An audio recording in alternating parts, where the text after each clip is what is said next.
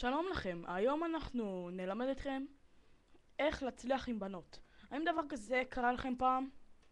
היי מותק, את אוהבת אותי? בזז. אז זה משהו שאתם צריכים ללמוד. דבר ראשון, תמיד תלכו עם בטן ככה. דבר שני, תמיד תסתכלו ככה. דבר שלישי, תמיד תפתחו את העיניים חזק, בשביל שהיא תסתכל לכם העיניים בחזרה. אז בואו נעשה שוב.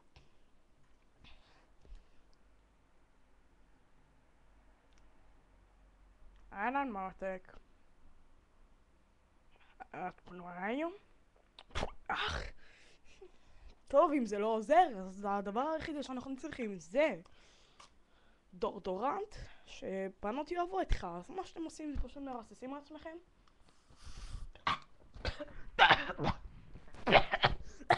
אוקיי, אז עכשיו אנחנו ננסה שוב.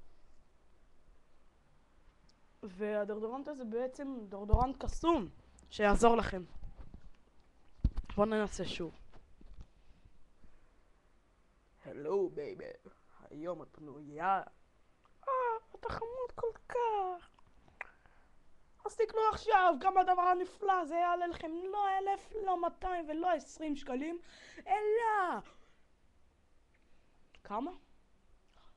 400? 400 שקלים! ועוד כמה? 1,400 שקלים! זה יעלה לכם הדבר הנפלא הזה שתוכלו לצאת עם כלבים. אז תקנו עכשיו.